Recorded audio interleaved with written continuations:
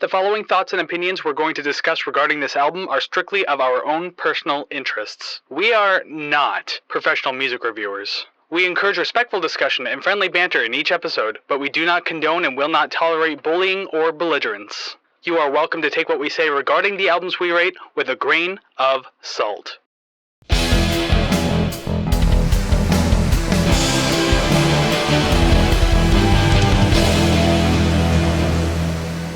Well, hey there, everybody, and welcome to another episode of the Rate the Record podcast, episode 95, the scariest episode ever.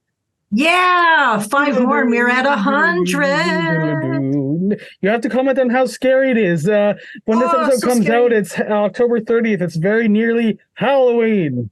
And Savannah's unprepared, but she has a shirt that has ribs and a pelvis on it, and she has an Undertaker toy, and he's the dead man, and hashtag Halloween. Rest in peace. And you got a Skelly boy behind you? Yeah. I got all this distracting shit on my set in this mask that I can't see or hear out of properly. And I'm going to put on my hat now because I got a bad hair day going on. Oh, God, it's good to breathe again. My own fumes were making me nauseous and dizzy. Gross. Anyways, your disgusting hosts for the day are Kris and... Definitely Savannah. Hell yes. And you say I'm gross, but then you immediately agree with me. Takes one to know one. And that's why we're 95 episodes in. Damn right.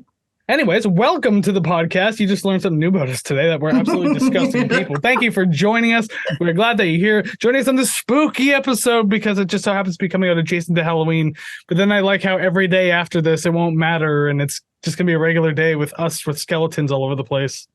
That's pretty much it. I buy Halloween decorations and I keep them around year round. So the skeleton that is currently hanging behind me, I normally have hanging looking outside my front window. Fantastic. And these two little skeleton guys are usually hanging in my room somewhere. Leatherface is on my shelf. The pumpkin lights and everything else behind me usually go into storage. I love it. Anyways, yes. Welcome to the Rate the Record podcast. Thank you very much for hanging out with us today, joining us, and discovering new music if you have heard this, or revisiting music that you do like if you have indeed heard this. So if you like what you see and or hear today, make sure you do one of a bunch of things, if not all the things, to help us along. And that's like, subscribe, rate, share, comment, and follow. All of those things, all 6 of those things. Again, one combination of them or all of them really help us move along in the algorithm over on the social media platforms, YouTube, audio, doesn't really matter where. More eyes and ears on the prize and project, whatever you want to call it. That's what's happening. We need you to do that. So one of those things would be very awesome if you could do that. And one of the places where the place where you could do all of those things is ratetherecord.ca, because that's where all the streaming links are. That's where all the social media links are, where you can follow us and have a good time doing all that kind of crap and everything like that. And also, you can buy merch, request albums, like today's album is going to be a request, and we'll get into that in a moment. But you can do that there. And, of course, the RTR Club, $5 a month if you want bonus content, early access to stuff, you want us to shout you out, review your band's music, all that kind of stuff. By all means, $5 a month, RTR Club, optional, but it's awesome stuff, and we want you to be part of it. But all of that found at ratetherecord.ca. And one more time, because threes are spooky or something, ratetherecord.ca. Whew. I wanted to say, what was that website again? But I like the spookiness, so we'll keep it at 3. Good. For now. But to our Japanese listeners, ratetherecord.ca, because 4 is a very unlucky number. Spooky and dangerous. I believe it's associated with death. So I mean, like that's what makes it even spookier. Ooh, I know it's part of their folklore. I don't know too much about it. But anyways, we're not here to talk about Japanese folklore. No. Today we have been asked to take a look at an album, and it's the second time, Savannah kind of hinted at this last week, that we've been asked to look at this particular artist, but this time there's a whole different extension to it. So for episode 95, we are looking at Will Wood and the Tapeworms and their 2016 album Self-ish. Strange title for that one. It definitely is. Spoiler, I always say that I like when the first track kind of mirrors the last track and sandwiches the whole album. Well, this album sandwiches with the first and last song title. Very nice. We shall see what I think of the entire album after this. Will Wood is a singer-songwriter, composer, filmmaker, and comedian from New Jersey. He has composed music for the music podcast camp here and there, and is the co-host of the comedy podcast Life in the World to Come. Will Wood has released 4 studio albums since 2015, when he started releasing music with his band, the Tapeworms, which resulted in 2 albums with them, one being 2016's Selfish. Luckily for only me, this album does not have a dedicated Wikipedia page. I searched Will Wood Selfish singles and came up with nothing. Well, looks like we're going in blind. Enjoy your break, all music. You couldn't find reviews or anything? You gotta do some investigative journalism. I was not taking opinions from Reddit. All it was user reviews, and I didn't feel that I could trust such a myriad of opinions. So I figured that we would go in blind and just share ours. Screw everyone else's. And the fact is, outside of this show, I had never heard of Will Wood, so I'm wondering, like, how well known he is. Obviously, he has quite the following, and we learned that from last time when we did Will Wood's album, the normal album, by request as well. Difference this time, though, is our requester. We don't know this requester as compared to last time. Yes, I do wonder if this request stemmed off of the fact that we did the first one. Oh, very likely. If we just have no idea how popular he really is. Well, then how come I don't hear him literally anywhere else? Like, I don't even see him on TikTok, doesn't pop up on YouTube. Like, the only thing I ever hear about anything that happens with Will Wood is because of, like, this show in the comments section. Yeah, exactly. I've not heard anything anywhere at all. So, well, I'm just very slowly pulling up the person who requested it. You think I'd have this prepared, but obviously not. I don't do that kind of stuff.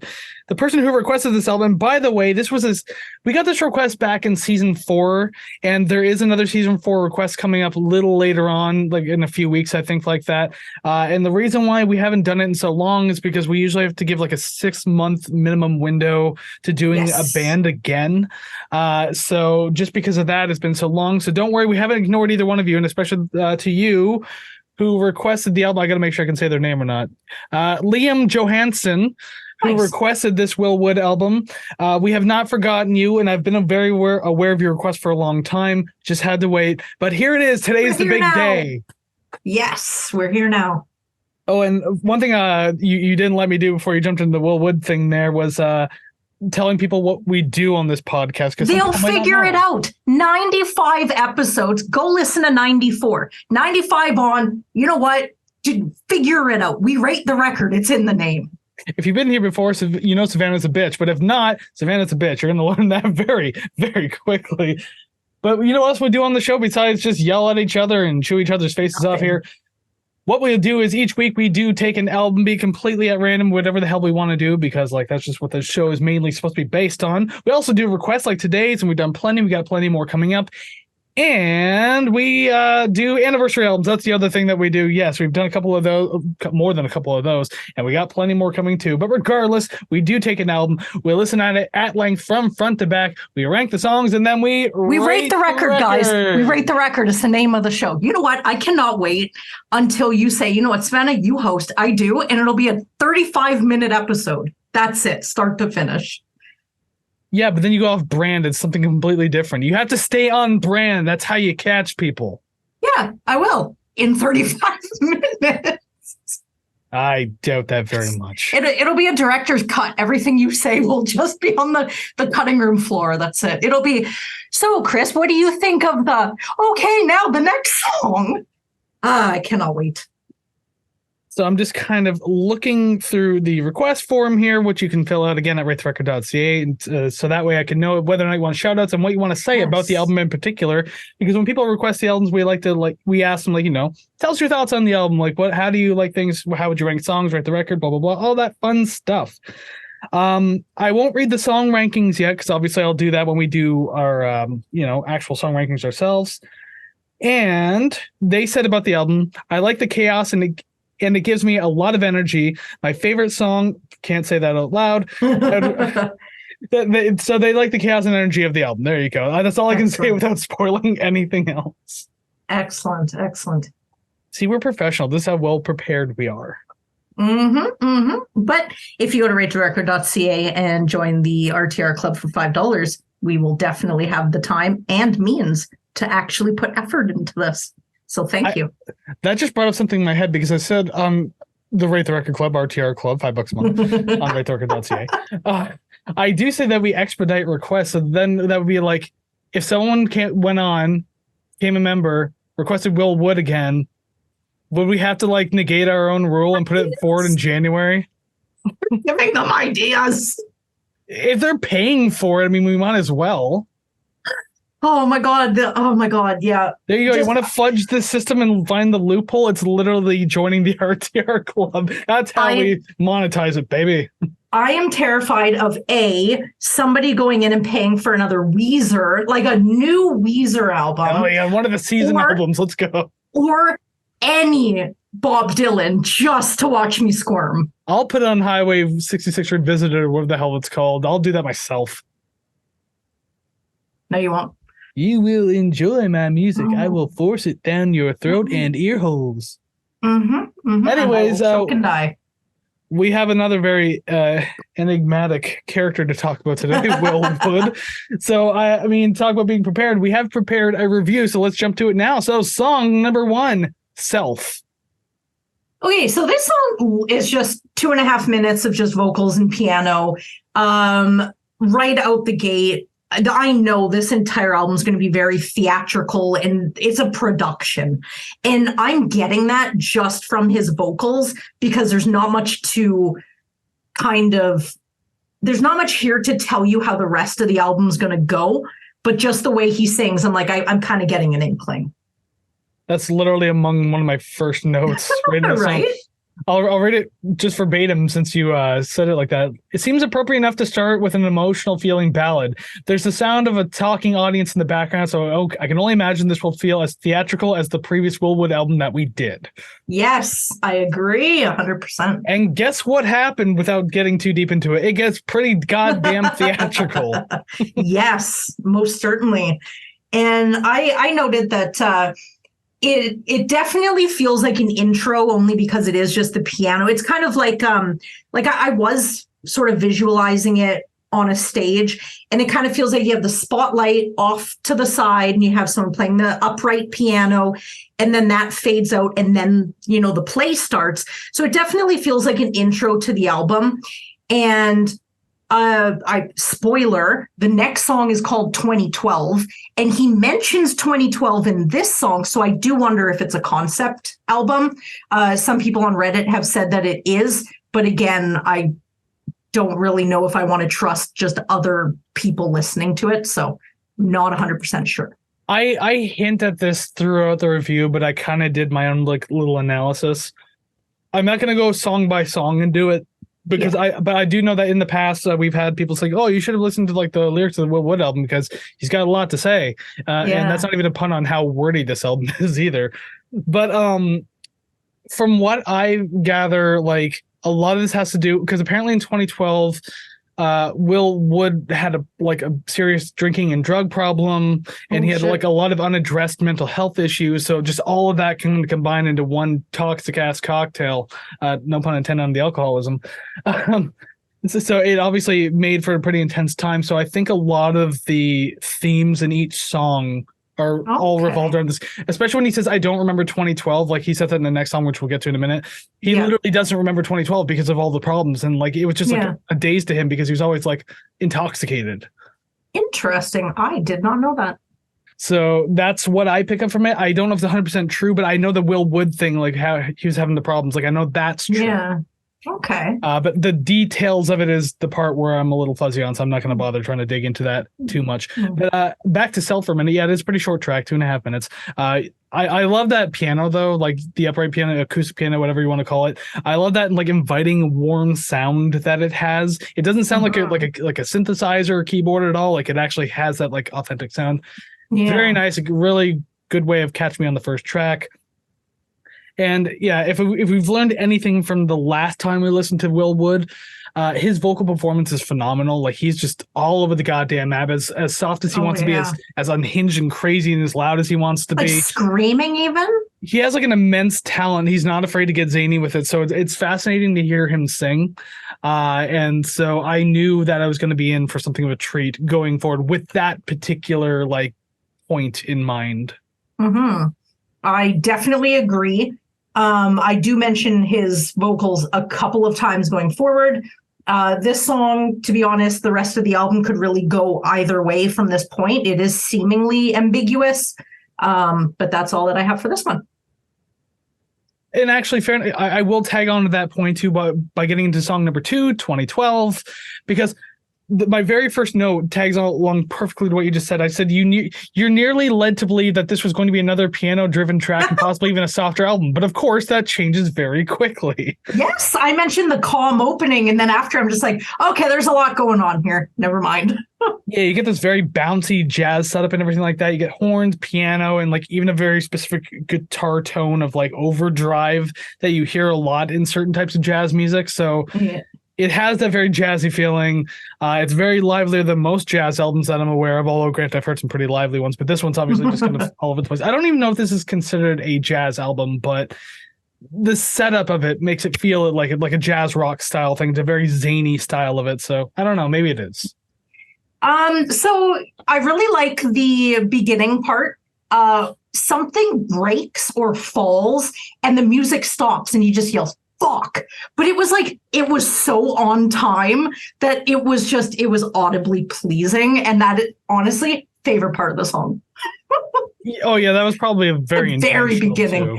Oh yeah. But it just adds interest to it. It's just something different. And I really like that. And the really sort of, I don't know if it's really deep pitch singing or just like quick talking, but it kind of seems like it would be like a vocal duet with Les Claypool. That's kind of the vibe I was getting, just the vocals. Maybe I wouldn't have picked up on Les Claypool, but I see what you're getting at, but I would not have chosen Les Claypool. Does he sing Winona's Big Brown Beaver? Is it him on vocals? That's what it reminds me of. That There's no sort other of like it's all Les Claypool, no matter what you hear. All of it. Okay, I always thought that maybe the guitarist sang one like a. He does like very minor backup stuff, but he never takes lead ever. Interesting. Well, that's what I was thinking when I thought that. So, but like I said at the beginning of this, freaking a lot going on: horns, piano, guitar, drums, bass. I would assume, but like through the whole song and at the end, oh my god, it really comes out. It's just like.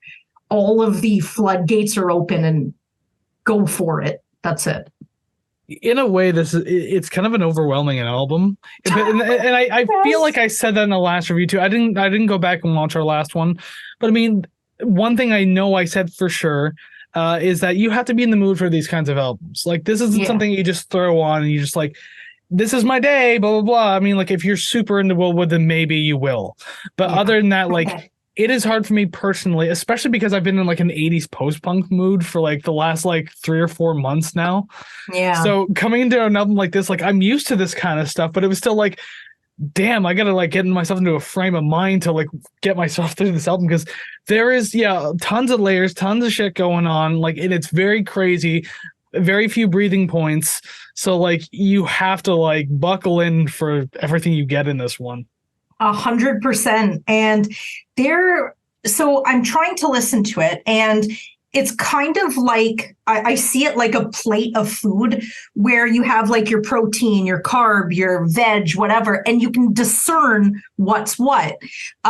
This entire album and this song is like one of those KFC famous bowls where you look at it and everything's all mushed together. You have no idea what's going on. I did hear some sort of jamming out guitar that really accentuate the horns because they were sort of playing together on my left side. That was really nice to hear. But everything else is just, it is a wild ride that I could not discern one piece from another. But I think that's actually kind of okay. It is, but as the album goes on, it becomes a little... It's a lot. It becomes a lot. And like a note that I do say like later on, but I can say now knowing that it's kind of true going through it. And it's like, this is an extremely wordy album. Like there are times when he feels like he's just trying to write a novel and a song. And it's like, I mean, that's fine, I guess, but that itself becomes distracting. Yeah. Because like with everything going on and then you're just like reading paragraphs as fast as you possibly can. And like, there's not like a lot of repetition aside from hooks. Yeah. So, I mean, like, it's just, holy shit, slow down. I do mention this later on in the review, but it is definitely valid here. I don't think that I am eccentric or quirky enough to listen to this album. It feels very like 2014 hipster, gatekeepy. This is my favorite band. No one else gets to hear this. And now that everyone else is hearing it, it's like, this is what you guys were listening to. But like, I could totally see it. I wonder if he has like a toxic gatekeeping community. I mean, we haven't heard from them yet, despite the fact we already released an episode. So thank you. It's hard to say. Yeah, if you're here for this episode though, and you got some mean things to say, I guess we're ready for it. Please don't. Yeah. We direct you to the comments downstairs.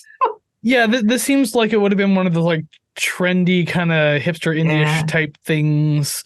I get it. I mean, like maybe this has the appeal to the younger generation of what like Mr. Bungle does for me, you know, like because that was zany and crazy. But the thing is, that was like that explored more like depth of sound and not just constant insanity. Yeah. So I mean, like that was a little easier to tag on to, whereas this one, like it's kind of like intense, just same thing all the way through type deal. Mm-hmm. And I only have one more point. I also had a hard time remembering 2012, but to keep the memory alive going forward, I will be listing things that I did in 2012 after every song. You're bringing back your themes, are you? I am. Yes, I am. I feel like, you know what? It's empty without them. Well, the world was supposed to end in 2012, but I mean, we're still here, so I guess everything is fine. I will say, I obviously won't name names, but I have an uncle who legitimately believed in the whole Planet X thing crashing into Earth. Really? He legitimately 100% without being facetious at all. He's like, oh, it's going to happen. It's going to happen. This is our last family dinner. But was he actively preparing for it, or was he just all talk?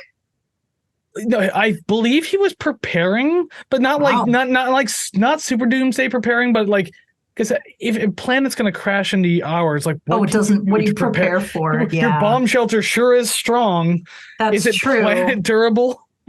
Tell everyone you love them, so when they die too, they'll remember. If I knew that, I'd stand on a cliff with a beer and just watch him. Like, well, at least I get to witness this as my very last thing. I bet the dinosaurs did the same thing. Oh, probably they're just like, well, fuck. Yeah. Okay, I have three more notes, but the thing is, I'm gonna just race through them now because we've been going on tangents out of here. First off, the hook's pretty decent. It's not the strongest, but I'm digging what's going on in the chorus. I really like that. I noticed that they used the Wilhelm scream in this song, but they use multiple sound effects in this whole album. But the Wilhelm scream, I had to point out, and I wrote the note, this should be an automatic 0, but I'm a nice guy and I'll keep going because fucking even in 2016, do not fucking use the Wilhelm scream. The noisy bridge with the crazy wailing saxophone was a cool touch. I really liked that. I thought that was interesting. And yeah, I already kind of mentioned this before, but this song was about him not remembering 2012 because of his addiction, undiagnosed mental health issues. So you can see where the rest of the album goes, especially kind of like reading into the lyrics a little more. Although some of them are like, guy writes metaphors like fucking insanity. Like it's hard to decipher them, so I have to go by like other people's opinions, and then I'll read their opinions, read the lyrics, and be like, okay, that kind of makes sense. I see where you're coming from. So anything I say might be wrong. I don't know. Yeah, fair enough. I was kind of going through some and primarily I was going through Reddit postings, so that's pretty much where the opinions and the activity was. And there are people saying like, oh, I thought he was going through this, so this is my interpretation. And someone's like, no, this is mine. And I'm like, all right, as long as one person disagrees with you, I don't know if I can take that as fact. So no, I'm good. I'm good. Thank you. Yeah, but when the interpretations can be up in the air, I mean, like who the hell's right and who the hell's wrong? Exactly, especially if the artist won't even say it, right? Whether or not he does or not. Yeah, I don't know if he has. I haven't seen anything anywhere, but I didn't look too deeply. Yeah, I mean, let's move on. Song number 3, Cotard's Solution, Anata, Duca, and Anika, in parentheses. Do you not want to know what I did in 2012? Oh, yeah, I forgot about that. Well, you should have said something. Go ahead. What did you do in 2012? In 2012, I bought a 2002 Volkswagen Jetta. So you're already 10 years off the mark in 2012. Damn right. And just to break the fourth wall a little bit, I just redid my test and I can now drive a car again. So I will be getting a car in the next 2 weeks. Everyone watch out. I'm so excited. Especially you, Grandma. I'm so excited. Yeah, you're going to be playing a Carmageddon in real life. Don't know what it is, but I agree. You might not, in a court of law, that will not hold up well against you. I can tell you that right now. Fair enough. But I won't make you say the title again. Yeah, I don't have to. Although I will say, I had to look into like any meaning behind any of this because it's like, what the hell does any of this title mean? Right. I've heard of the Cotard delusion. I've heard of that, and I didn't even piece it two and two together that Cotard's solution would be like a call and answer to that. Because Cotard delusion is when someone believes that they're actually already dead and walking around as a rotting corpse or a ghost. Like they're still among the living, and the living can like you can see them, interact with them, blah blah blah, whatever. They can see you, but like they believe that they're just like a dead, rotting corpse walking around. Like that's why it's called the Cotard delusion. So Cotard's solution, I guess, is just the kind of like tongue in cheek answer to that. And then the three names in parentheses are apparently the three elements of life through Buddhism. God, I don't remember. I didn't write it down either, but it has something to do with Buddhism, I believe. I'm sorry, I am still listening, but this whole like delusion thing, I've never heard of that before. So I heard that a long time ago. I had to type it into Google so I wouldn't forget to look it up. But that is wild. Yeah, they believe parts of their body are missing or that they're dead. Or wow, the more you know, and I oddly learn a lot from this show. I don't remember where I heard that from, but yeah, I do remember I've read it up a long time ago. I forgot the name, so that's why it didn't even come to me. But I was just like, that has to mean something. Cotard's solution. Yeah. And then I found the delusion. I was like, oh, okay, yeah, I know what that is. Interesting. Well, you had mentioned Buddhism and that just with the song title. And that was my very first point. I wonder what Buddhism has to do with this album and his life in general. And I am going to butcher this because I did not look up a pronunciation. I wanted to see how close I could get it on my own. The last track had the word Mahaprajna Paramita. He said it far too fast. I didn't even hear how he pronounced it. But even looking up the meaning of that singular word opened up so much information to the point I had no idea what I was reading. So I stopped. Yeah, I'm sure there's like a lot of that kind of like philosophical life stuff going on this album too, considering this album seems to be like about a loss of self for some points and everything like that. So yeah. And Buddhism being about like discovery and everything like that, like self-discovery, self-preservation. So, I mean, like, I feel like that's probably why he incorporated a lot of this stuff. Like, even the parentheses of this song, like the Anat, Dukkha, and Anika, I'm probably mispronouncing that. Our pronunciations suck. Deal with it. I'll just read this quick little excerpt I found here. The Buddha taught that all phenomena, including thoughts, emotions, and experiences, are marked with three characteristics or three marks of existence. Impermanence, which is anika, suffering or dissatisfaction with is dukkha, and not self, which is anatta. So there you go. Interesting. I am non-religious, and I did not know any of that. I know that my uncle is Buddhist, but I've never asked him because I think I would be just as confused as I am right now. But I would have to look him in the eyes and be confused. Oh, yeah, we're not sitting here going to break down the religion. We have a song to break down. No, not at all. I wanted to give background on the title, so now we can talk about the actual song. That was my first point. So you're cool. I was all gassy, and that's why I tried to give you the floor to talk for at least 2 seconds. Hell no. I thought it was nice to have like the piano to kind of ground us out again, because again, with how like nonstop this album is, it's nice to have, but it threw us right back into the hyperactive nature of the album like very, very quickly. So, I mean, again, as I said before, there's very few breathing points in this album, so you got to take advantage of them when you get them. At this point, I said it's possibly too early to say, but this is one of the more unhinged vocal performances, at least so far on the album. I didn't note that going forward again, but I'm pretty sure there are more unhinged ones too. But yeah, this one, he's just kind of like almost kind of growling like this while he's singing and just like just pushing it as much as he can. I can imagine his face beat red and like him sweating while he's performing this, just because he's pushing so hard to get that strain on his voice. Yeah. So like, you I don't know, like an angry Muppet with that voice. Who, me? Yeah. Or oh my God, it's been a while since I've seen Monsters Inc., but that old gravelly voiced woman. I've never seen Monsters Inc. I'm very well aware of the memes, but I've never seen the movie. That's what my recollection is what she sounds like. So that's what I picture. I love the seemingly unnecessary screaming, whether it's sound bites, real, whatever. It catches me off guard, and I actually like the fact that I'm getting something seemingly new. There are parts that sound like Billy Talent vocals. It might be the sort of strained voice and the background vocal combo that kind of gave me that. There are little spurts of it. I actually enjoyed it. Sounded good. Reviews for this album note the clever lyrics, but I don't know if it's just me, but is it just hard to understand some of these lyrics without reading them? Because he sings so fast or so like, I don't know. There's a lot of times that if I'm not looking at the lyrics, I have no fucking idea what he's saying. Well, because a lot of them are just like tongue-in-cheek puns, and they might be clever, but sometimes I think it just goes a little overboard. It's just like, okay, guy, calm down. Like, there's clever, and then there's just trying to be too clever. That's like cue the clever girl meme from fucking Jurassic Park. God. Yeah. But yeah, I mean, I don't know. I do like his voice. The lyrics can be a little much sometimes, just because again, it's like a storybook, and there's again like a lot of tongue in cheek and pun and stuff. But at least with the vocal performance, it feels like great character work, and it definitely helps drive the narrative of the songs home. Because like obviously it's someone who's not at their best mentally at this point. Like that's kind of the idea that you're getting. So the fact that you get these unhinged vocal performances kind of helps that idea. So I appreciate that much. Yeah, I definitely agree with that. There are parts on this album that I like the vocals a little bit more than others. But aside from my daily doings of 2012, that's it for me for this song. You didn't do anything else in 2012? Oh, no. I thought that you may have more for the song. I do. Okay. Yeah. Because I thought you were just going to like shoot it out right there. No, I'll wait till you're done.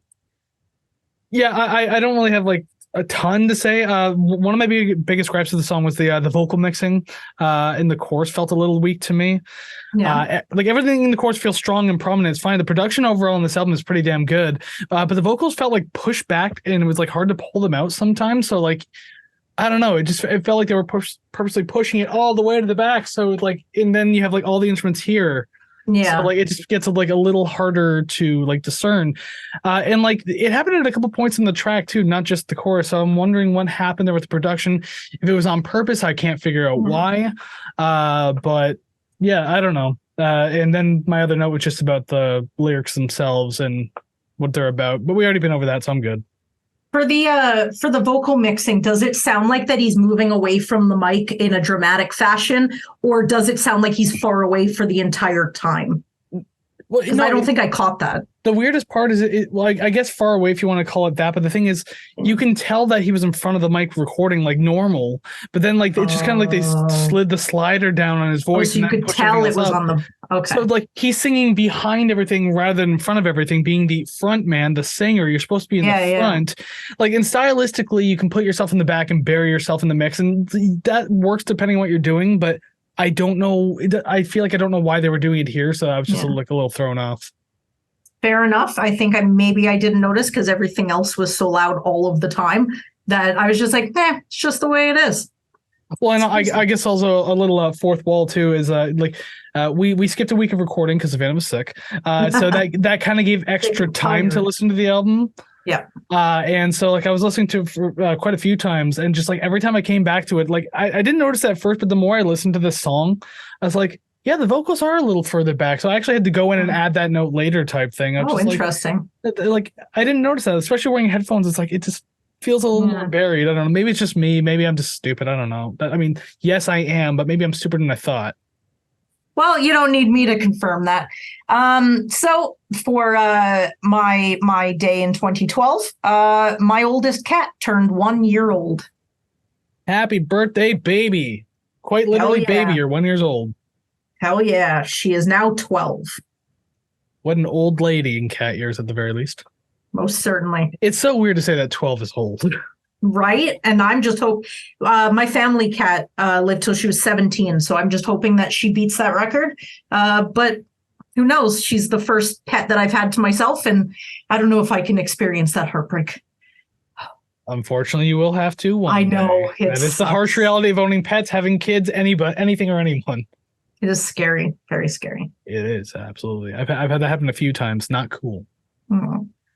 Alrighty, then we'll move. Oh, God, fucking damn it. And I have a note about the titles too, so don't worry about that. Song number 4. Mr. Capgrass encounters a secondhand vanity.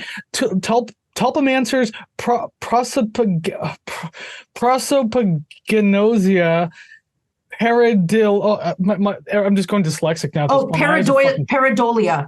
Pareidolia, parentheses, as a direct result of trauma from fusiform gyrus. I don't even fucking care. Fuck these titles.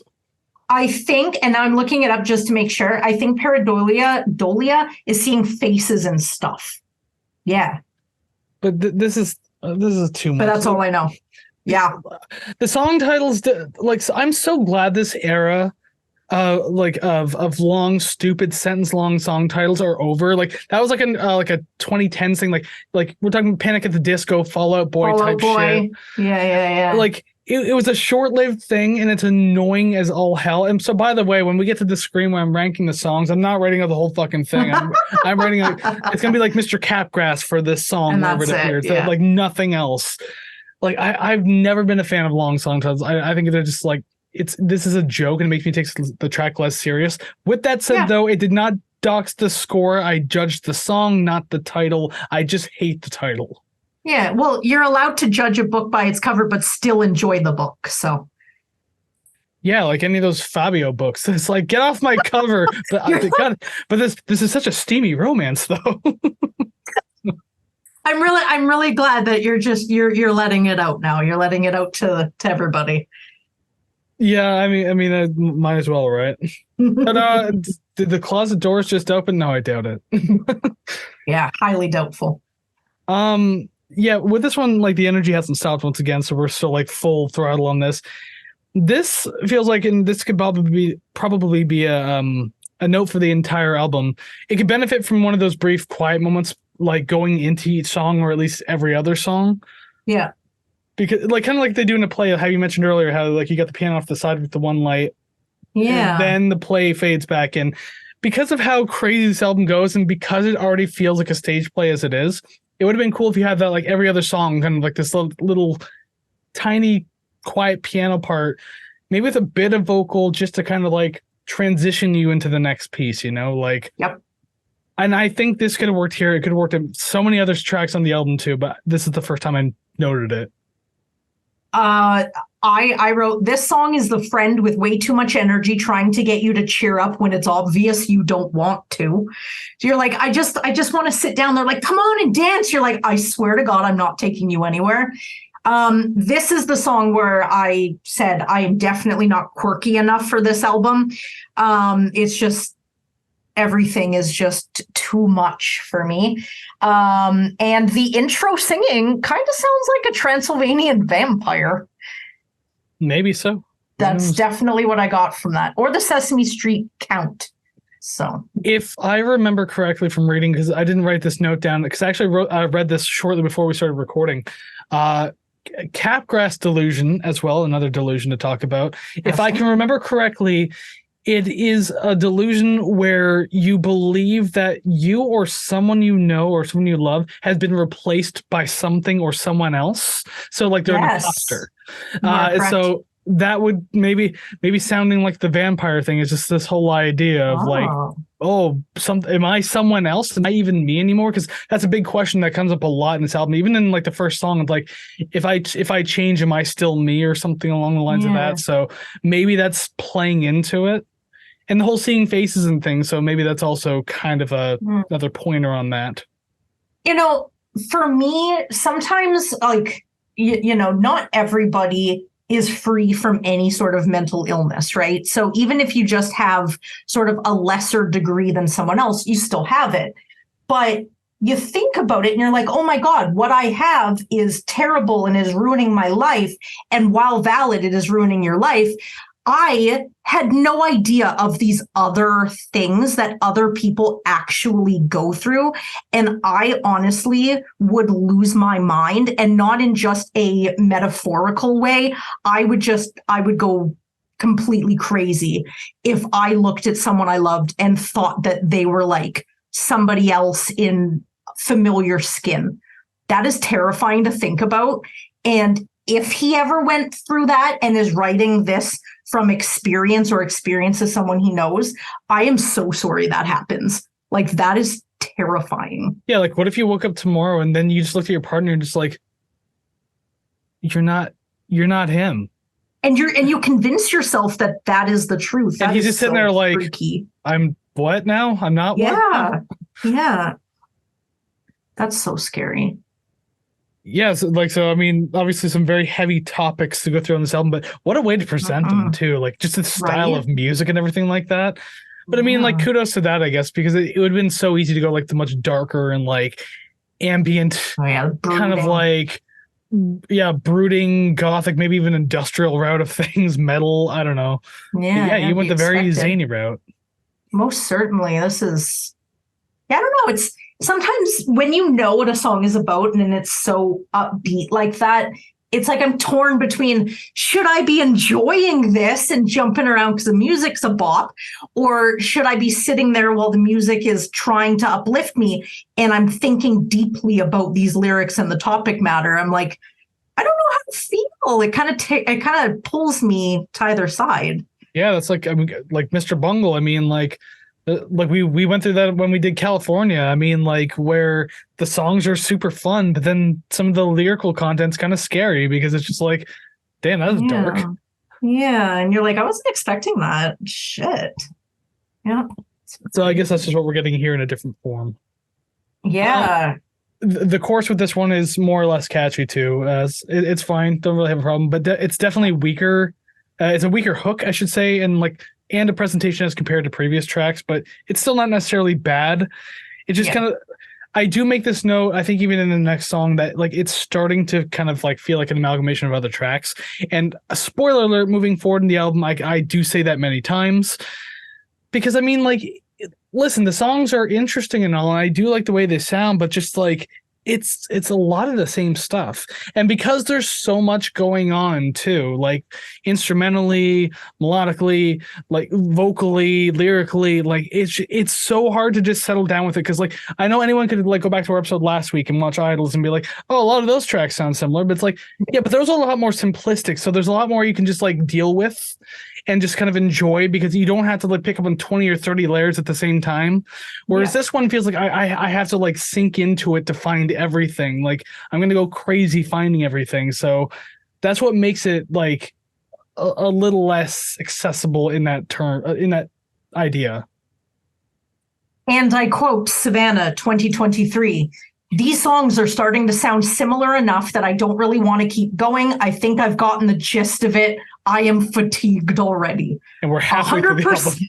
100%, I can agree. Well, at least we're on that note then. And I mean, at that point, we can also move on, but you have to tell me what you did in 2012. In 2012, I was 23 and dropped out of college for the first time. I feel like they're little factoids that you would put on the screen under me. In 1990, Savannah pooped on the floor. Something stupid. Savannah's first poop was in sometime in November 1988. She can control, and it was practically banana paste. No, it was golden. It was golden, and it is at the Louvre. Sure it is. Sure it is. If that's what your parents told you, then I shout out to you for buying it all this time. I trusted them. You sure did. But what you can trust is that we're moving on to the next song now. Another one of these annoyingly long-ass titles. Song number 5, the song with 5 names, a.k.a. Soapbox Dow, a.k.a. Checkmate Atheist, a.k.a. Neospace Government, a.k.a. in parentheses, a.k.a. You Can Never Know. Okay, so have you ever heard of like registered like purebred animal names? Or it's like when you register like kennel club animals, Okay, well, your face is telling me you haven't. So I've known quite a few people who breed dogs, and they have to register their purebred animals through like I don't know, it's like the American Kennel something. I don't know what it is. But anyways, their names are fucking dumb. And that's what this title reminds me of, where it's like Mr. Snookums of Dutchshire Maggie's Bag of Treats Johnson.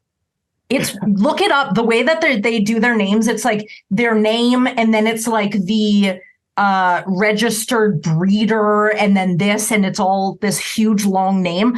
But for short, we just call her Maggie. It's like, why do you name them such a long thing if you're just going to shorten it down? And that's kind of what these song titles are reminding me of. It's like so unnecessary, because all you're going to do is say, okay, and up next we have the song with 5 names. Hard stop. What the hell is the rest of it for? Oh, and trust me, when I do the song rankings at the end with the editing screen, I will definitely only say the song with 5 names. Nothing, not a letter beyond that. Right? And like, how long is this song? I think this is the only one I didn't write down. 4:27. How do you fit 5 different little parts of a song in 4 minutes? Like, it didn't sound like it was parts. You could probably do an entire punk album in 4.5 minutes. Yeah. Fair. I don't really have a lot of notes for this one either. Oh, I did want to say I wanted to go back for a minute there too, because you mentioned like the weird fucking stupid names. I've been getting videos on my TikTok lately where it might be like adoption stuff for cats at like any sort of like rescue thing, but it's just these cats with like the weirdest names, like Litter Box Destroyer was one of them. And like, there's just like a bunch of weird shit like that, and so you're scrolling through and you're laughing at all of them. Oh, I have a ghost in my room. Something just. I just had something pushed off my fucking table. That is weird. That's the Halloween episode for you. I don't really believe in ghosts, but I always say if I hear something weird in my house while I'm alone, I would say, please don't make a mess. Do whatever you want. Please don't make a mess. Thank you. Yeah. There you go. Like I don't care if there's a ghost in my house. Cool. I mean, you've been cool for as long as I've been here, so just don't make a mess. Please turn around while I'm getting dressed. That's all I ask of you. Yeah, and don't be reading my mind between 4 and 5. That's Willie's time. That's funny. That is a great callback. That's a Halloween callback too. That's even perfect. That's even better. But yeah, as I said, I don't really have many notes for the song. I literally only have 2. I said I appreciate the softer vocals for the most part, because obviously it kind of goes back and forth. The whole song doesn't follow that, but it's nice to have among all these like way more intense moments. So once again, this is one of the, I wouldn't want to call the song a breathing point, but it's not as just balls to the wall crazy as the others. So like that, you take what you get. And melodically, there's plenty I like about the song, but at this point, again, just feels like rehashing old tracks, as I mentioned in the previous ones. So probably hear that once or twice more. So let's just enjoy it. Not a terrible track. Not my favorite on the album, though. Excellent. Now I get to rip through all mine, which isn't that much either. Cool. This one seems like a slower BPM, but it does just sound the same, or it sounds the same to me with, okay. My God, my formatting is fucking shit. This one seems to be a slower BPM, but it just sounds the same to me with the 16th note piano in the horns. I do like the saxophone and vocals at about 1 minute 45. It sounds different, so it got my attention enough to write it down. And I am down for the guitar that starts just after 3 minutes. It doesn't last long, but I'm glad to have something a little different peek in, even for just a little bit. It wasn't really a guitar solo. It was just a guitar feature. But I still really liked it because it caught my attention. Very dynamic voice for sure. And on October 14th, 2012, I saw Rush live for the 5th time. All right. Dude, that's pretty close to the day that we're recording this too. I mean, as close as you're probably going to get in your little factoids section here, so that's not bad. Yes, I think that's the only one that actually has a date attached to it too. So wouldn't it have been cool to see Rush on a Halloween show and both Getty and Alex come out wearing Neil Peart masks? or those little small caps that he would wear under his. Oh, all 3 of them should have come out dressed like Devo. The black outfits with the red hats. That would have been so goddamn cool. I'm picturing yellow outfits for the ease of visibility, but heck yes. Yeah, sure, that works too. Yeah, just come out dressed like they can't, but still. You should write them and tell them to do that. Hey, I know you guys are planning a reunion. I don't know that, by the way. I know you guys are planning a reunion. So when you do, and whatever drummer you choose, can you dress up like Devo? Thank you. Sincerely, some stupid fan. Literally some stupid fan. I wouldn't even say my name because I don't want them to know it was me that wrote that. But now I have it on video, so everyone's going to know. And they'll be like, doesn't he know that Neil passed away? And then you say, hand me my shovel. I'm going in. Oh, yeah, nice one. Thank you. That is the next song, but I was gonna say, what doesn't matter which drummer they have. They can bring in Meg White for all I care. Oh, hell yeah! I know that was a meme a little while ago, but yeah, song number 6, "Hand Me My Shovel." I'm going in. She nailed the transition on that one. For once, it was solid. Take it. Perfect piano bit for Halloween. Seems kind of spooky, kind of eerie, creepy. Okay. So I'm just going to read my first 3 notes, seeing how they run after each other. Perfect piano bit for Halloween. Oh, we're just doing this ragtime stuff again. Okay. Sorry, Western ragtime. I feel like they could have played all these songs as one full song and it would have made just as much sense. Like the entire album, just do one side of vinyl, like 2112, and then throw some one-offs on the other side. Fine. This whole album's only like 30 something minutes anyways. And that's why I'm saying, like, it'd be good at, like, every couple of songs have one of those quiet piano parts that kind of like transition to the next part, to the next part, to the next part. There's like, no breathing room at all in this album. That's what I'm saying. That's one of like more and more prominent notes on the album. It's just like, holy shit, like, settle down. I agree. I thought the galloping rhythm was pretty fun. It comes and goes in the song because like the galloping rhythm's fun, and then like the chorus is like this kind of like dance style of beat and everything like that. So it does change up a lot, two very differing styles. But I like the galloping rhythm when that happens. It's fun.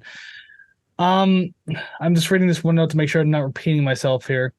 Okay, actually, this is a note I've mentioned already, and it's about like how the lyrics are just the whole album's very wordy, and I said already, like he writes like novels for songs, and like this is where I really started to dig into me, obviously, because this is where I made the note about it. But it's true though, like listen, even if you have a lot to say, that's fine, because trust me, I've listened to songs that are very wordy, but I mean, it doesn't have to be every single song. Like, if he came out with a song that was like 3 words that's drawn out over 6 minutes, kind of like you Paul stretch something like a 40-second song over 6 minutes, I'd be down for it. I'll take it at this point, because then it's just like an atmospheric like fucking Sigur Rós piece or something like that.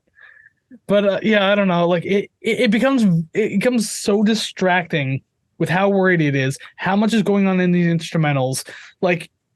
And again, with everything kind of like blending in and sounding kind of the same one after the other in these tracks, it's just like, what am I supposed to know what to pick out? What am I supposed to know what to like enjoy out of this anymore? Like I can enjoy what I'm listening to, but like, will I remember to come back to this if I enjoy it? Like I would have to write it down physically, or else I'll be like, oh fuck, I have to like go through the album. I think it was around like the 22-minute point. I'm gonna have to scan this area. Like I don't know. Yeah. I understand what you're saying. I don't even know if I have anything like to add to that other than just, it's getting a little fatiguing going. Well, thankfully we're almost near now and going forward. Yeah. I only have a couple more notes anyways. In the middle, it kind of gets a little softer, quieter, if you want to call it that. But I just wrote quite the Matthew Bellamy impression in the middle of the song. Just like the way he was doing like the falsetto vocals very softly over top of the piano, everything like that. Sounded very much like a Matthew Bellamy thing to do. I like to slow down to that whole portion, but as expected, it was short-lived and just picked back up into insanity again.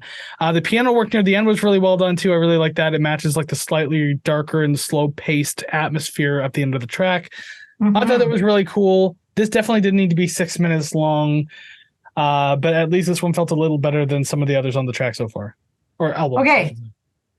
Question for you: is Matthew Bellamy in Muse or Arctic Monkeys? Muse, lead singer Muse. Okay, I will never remember. That's a recent one we just did, so it shouldn't be too hard to remember. I don't remember a lot of things. I don't know my bearings when I'm in a mall, so there's very little that my brain will retain. If you have ID in your pocket, you probably forget your middle name. Anyways, let's move along. Yeah, I have no idea what it is. In 2012, my great-grandmother passed away. When did mine, was it around the same time? No, it was earlier. Never mind. I was like, maybe we have something in common, but no, mine was much earlier than that. Yep. She was the third great grandparent, and the fourth one passed away in 2018. So I have a very young family. I was gonna say my last great grandparent, I believe, actually, now that I'm thinking about it, it makes no sense that I thought about it because I think she passed away in like 2003. Oh, interesting. And my last grandparent passed away like literally in February this year. But like the first one out of 4 passed away in 97, and between that and 2023, so it's a very large window of time. It's like my great grandparents, 1998, 2012, 2018. I'm like, dang. So, dang. Isn't death fun? I mean, Will Wood makes it sound fun. Why not? Right? And I'm reading the next song title. I'm like, yes, it is. Put your smiles on, kids. Song number 7, Dr. Sunshine is dead. So piano and horns again, but at least it sounds different this time, or different enough. It's seemingly inspired by like Latin music, and just to completely mirror everything you've said up until now. I'm glad this album is almost over. I need a come down that just isn't here. Yeah, and you really only get it on the final track too at this point. Believe it or not, we write our reviews separately, despite what it might sound like. The fact that we're both thinking the same thing, and this happens a lot too. Yeah. Like, it's not like we text each other. It's like, oh, so what do you think about this song? Like another fourth wall thing for everybody. Like, we actually refuse to talk about the album outside of the show. So like when we're reviewing an album, we won't even give each other like a hint or a clue about how we felt about it. It's just like, I think the most it's ever come down to is just like, I think maybe one of us once asked like, oh, what do you think about the album? It's like, we'll find out. Yeah, right. And I'm like, damn it, I need to know if I was too hard on it or not. But normally we're pretty on par with what we think with it. Yeah, which is funny because the more we go along, the more I realize like I think our musical preferences, this goes outside of the album selection for the show, but our musical preferences personally similar but different. I mean, like we meet in the middle on a couple of things, but then we kind of go in vastly different directions beyond that. Like I think Rushes are like our middle point. Yeah. And then from there we just branch off in different directions. Yes. So I mean, like it's so strange when we come to like something like this, which can be so divisive, but at the same time have like a lot of similar opinions.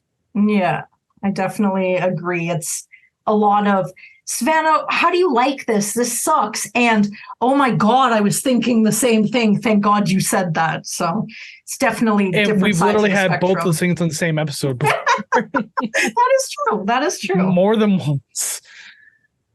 I only have 2 more notes for this one too. Ooh. It's one of the longer ones on the album too, 5 minutes and 24 seconds. But again, we're almost done anyways. There's far more intensity in this song by the way of like feeling heavier. Not that it makes up the entire song, but like this one definitely has some heavier passages to it. So I took note of that and I was like, oh, that's pretty interesting. I do like that. There were things I enjoyed about the song. It did feel like an amalgamation of the other songs though, so that's kind of still kind of the issue here. That might not even be an issue, as I said, if it weren't so wordy, because again, just there's too much going on at once. So maybe on a casual listen when I'm not paying attention, just blends in. I don't care where I am, but when I'm critically watching, it's just like I can't do this. I get in the way the song ends too. There's like 40 or 50 seconds of just like fade out to silence type thing, and I get the idea of like drawing out like that long fade out ending because of like everything this album has been building up to this point. But like it was overkill to just get into the final track. Like it was like again 40 to 50 seconds, like 20 to 30 max. But like it's nearly a minute of just like fade out, and it's like on just like a piano echo. That's all it is. It's not even like a song continuing to fade out.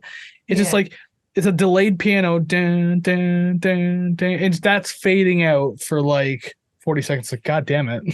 I think I listened to the 2020 remaster because my time for that was only 4 minutes and 46 seconds. So maybe they cut that out because I don't recall that at all. Oh, see, the one I have is 5 minutes and 24 seconds. So. I was wondering what that extra 40 seconds was going to be, but I do have a note about the end of the song. It's good, then not so good. To be honest, I did really like the guitar ring out and piano ending before the singing. It was good. It was a good ending. Then the vocals crushed it dead. It's like they didn't have to come back. Just say it before the ring out, let it ring out, and you're done. Having it come back is kind of like oh, you thought it was over? No, we're gonna sing the chorus again. I'm like, no, could we please just not? Thank God he didn't. But that's what I got from that. Again, so dramatic and theatrical. I just don't think that's down my preference alley. I only like two musicals. One was from 1935. The other one's Aladdin. Everything else, go fuck yourself. And I found it really hard to keep listening to something that just doesn't stand out and catch my attention. I had to play this song like 8 times to really pay attention to it. And even then, I had to force myself. So I feel like that's kind of an abrasive way of saying what you've already said. And yeah, it was okay. Like, I didn't hate it. I didn't love it. My opinion clearly isn't going to hold back their next release. Whatever I think about it, whatever. And that's what I thought of that song. And in 2012, by 2012, I had stopped smoking cigarettes. Oh, so what, you're 11 years now? Well, I mean, I think the last one I had, the last one I had a puff of one in like 2016. That was no fun. Yeah, huge head rush, did not feel good. But I actually quit, I think, in like 2008. So not too bad. Then why would you say that you quit in 2012? Then you said you quit in 2008. What's the real story here? I said by 2012, I had stopped smoking cigarettes. So just like you weren't even like taking the occasional like cigarette every once in a while? No, I quit completely. But then I had one and then I was like, ew, gross. I'm going to be quite honest with you. While I was trying to write all these things, I realized that everything fun happened to me in 2011 and 2013. It was really hard to find things that I did in 2012. And it must have been a really rough year. I don't remember 2012 because I don't think I did anything eventful. I had a working contract with CRA as like a mailroom clerk and general service technician. So no, I didn't do your fucking taxes. I was just in the mailroom. God, what the fuck happened? I moved out of my parents' house. And I moved into an apartment with my friend, lived there for 3 years, but then had to move out because like his girlfriend was graduating university and, they were going to start the whole family thing. It's like, well, I don't want to be third wheel. See you later. And also just like, I was struggling financially too. So I had to make some decisions at that point. 2012 was terrible for everybody. Well, no, 2012 is when I moved out. Yeah, I was going to say. 2015 when I was just like, well, I'm hitting rock bottom now. See you later. Right. I'll send you a postcard for what the floor looks like. That's no good. I mean, hey, beyond that was a rough few years, but then 2018 rolls around. I think that's when things started to pick it back up again. So it was just 3 years of a pit, but then like things. I mean, look where I am now. I'm good. I'm hanging out with skeletons and Leatherface and shit. I got a podcast. Hell yeah! Oh yeah, can't ask for more. Well, you could, but you shouldn't. I could ask for one more song to wrap up the album, which I will. Song number 8 ish. Ish.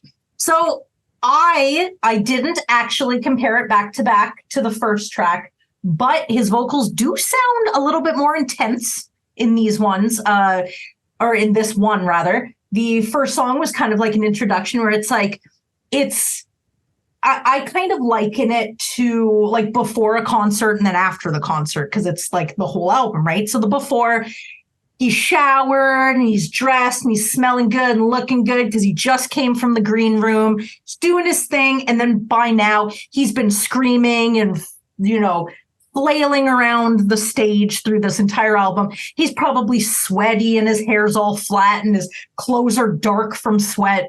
And he's just screaming into the mic.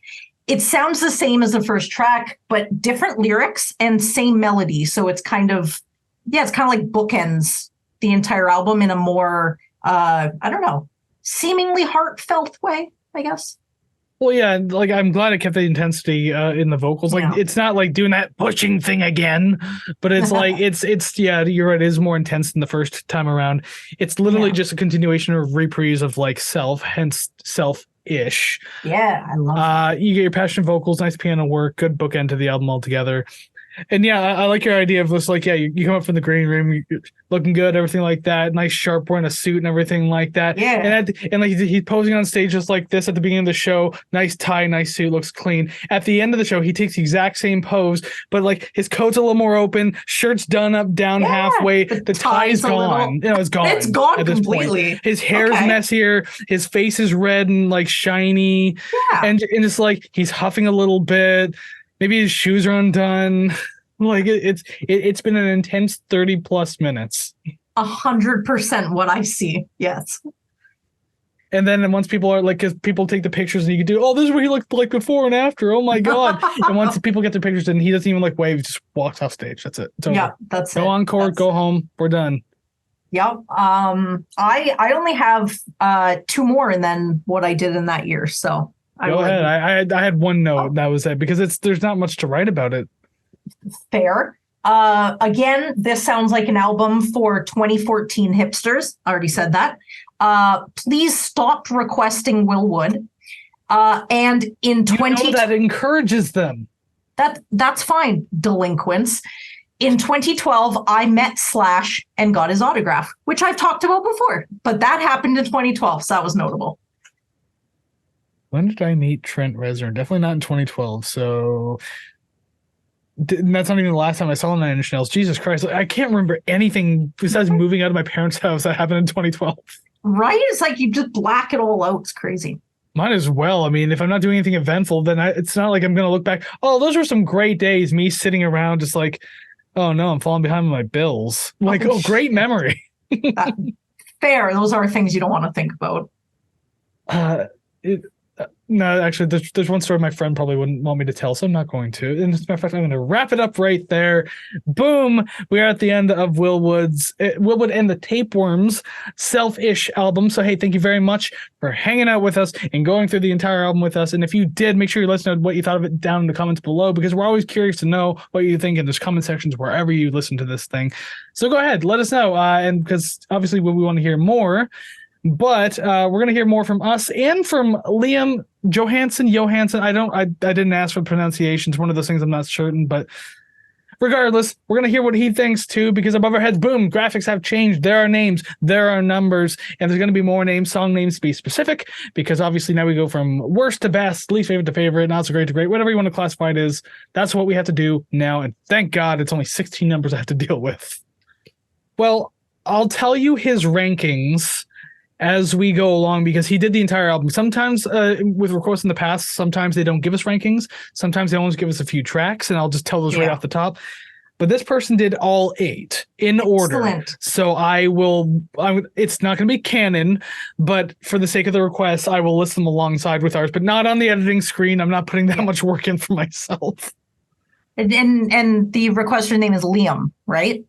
Liam, thank you for following the rules and reading. Thank you. We appreciate it. It helps flesh out the show. Hey, don't thank him too much. He didn't rate the record, the actual title of the podcast. Liam Yowiener. You failed us, Liam.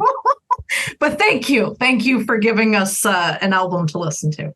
But speaking of failing us, I mean, we fail each other a lot. So how many matches do you think we're going to get? We're 2 weeks in a row now with 0. With Idols, we got nothing. And the one before that, we got 0. There's not many here to match on. So I'm going to play it safe and say 1. I just want to break the 0 match streak.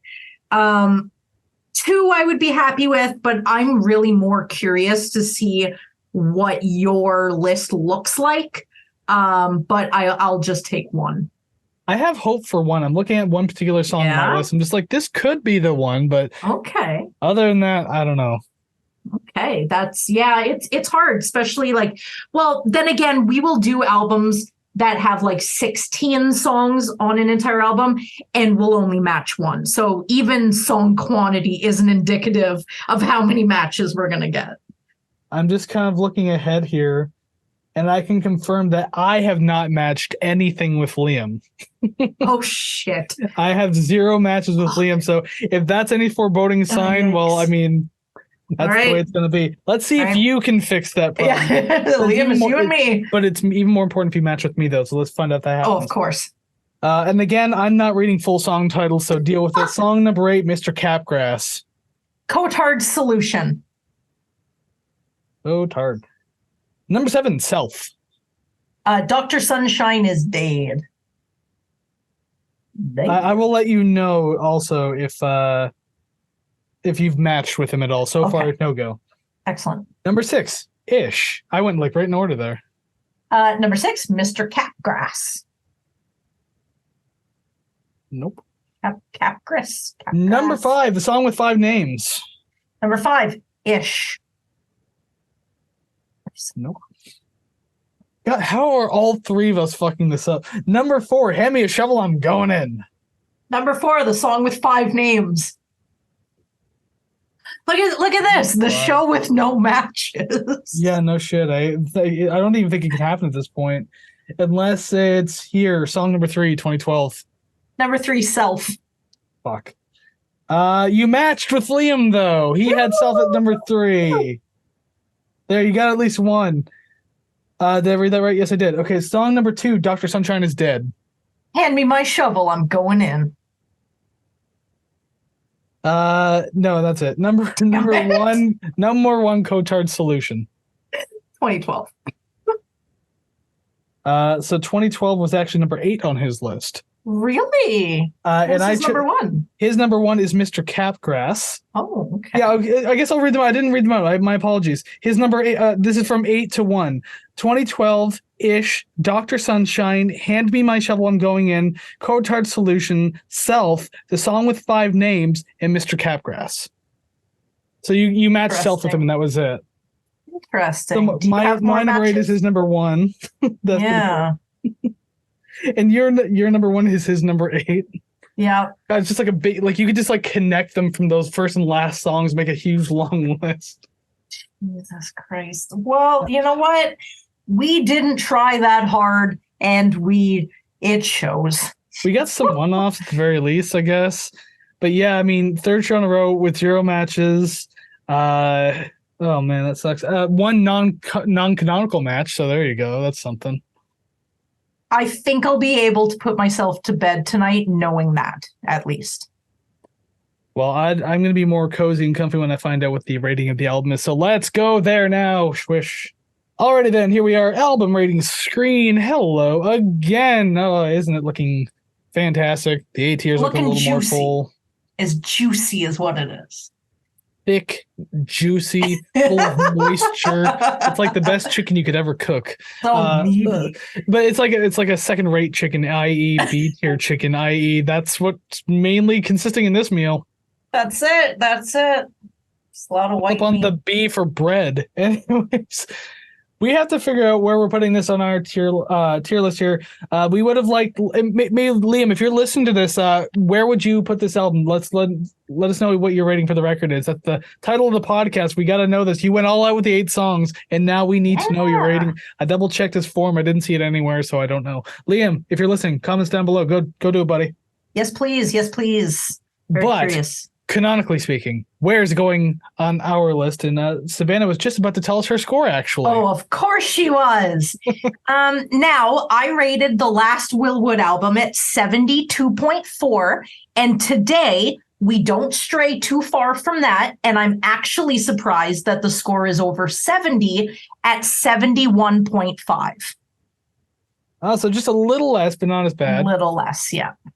Well, while I'm working into my score here, can you look up the score of my previous Willwood thing? Because I don't actually remember what it was, and I didn't look it up. And I know you're kind of close to the screen there, too. Let's see. I was marginally surprised by my score on this album. Oh, wow. Okay, you made that really easy for me to find. 73. Even. 73. Okay, so there you go. Yeah. So you went down a little bit with your score because this one is 71.5. I went up with my score. Apparently I had a little more fun with this one. This one came out to an even perfectly in the middle 75. Interesting. Okay. Now divide that by 2 and we get a score of 73.25 in the B- tier. 73.25 is better than Sloan, but edged out by U2's The Joshua Tree. That's a good pun right there. That's a good U2 pun. Oh right my there. God, I just got that now. Holy The shit. Edge Yeah, wins again. Good job, Savannah. You did a really good job there. It failed Shit. successfully. You did it. Notice. So 73.25 is our B minus, but like again, we need to know where Liam, down in the comments, you're being called out. What is your score of the album? We need to know. Yes, please. But I mean, where it lies right now, I guess I'm not too shocked. Although again, I said I like this one more than the last one, I guess. Yeah. I mean, it still didn't blow me away. Again, it's still a very overwhelming album that you have to be in the mood for. Yeah. But it's definitely not the worst thing I've ever heard. So, I mean, I'll give it that. It is fun. It is a little zany. It's something different. Yeah. But yeah, this is like one of those once in a while, you know what, throw it on, why the fuck not type deals. But oh boy, if we have to go through another Will Wood album, I'm gonna like pull my hair out. Not because I don't want to, but because like again, it's just so fucking much.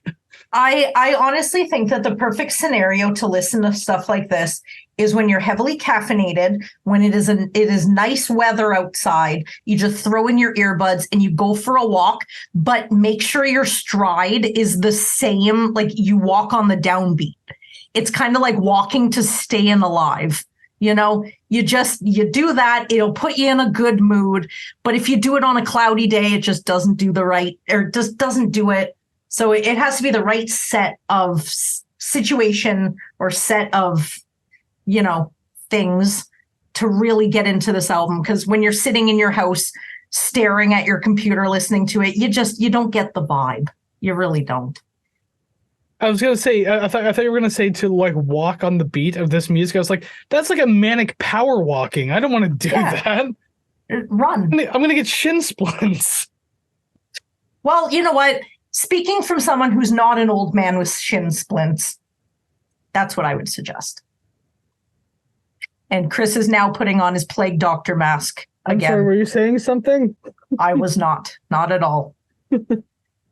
Something about being an old man with shin splints. I just wanted to put this on as we get to the end of the podcast.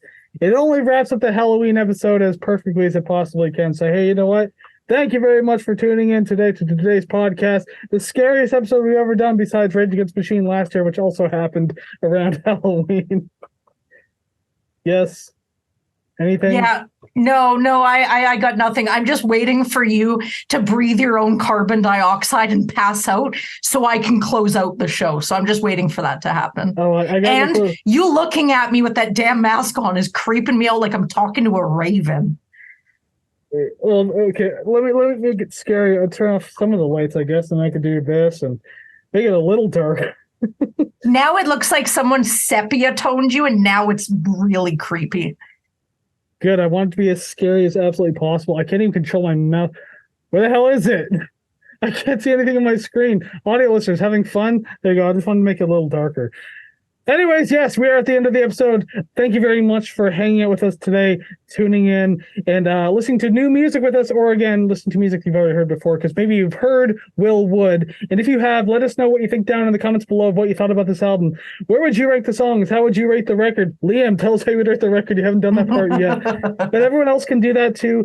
You can do it down in the comments below of wherever you're listening, because there's comment sections everywhere. And you can go to ratetherecord.ca. Remember all the streaming links, social media links, RTR Club merch, and requesting an album. If you want to be like Liam and get your album on the show, by all means, send in the request. But just remember the 6-month rule. So if you request like Idols or Carpenter Brute, it's going to be like sometime in 2024 that we get to that. It's going to be a while. So stick with us. Yeah. I feel like I have to yell when I put this thing on, because like I can barely see out of it, and it's hard for me to understand my own words.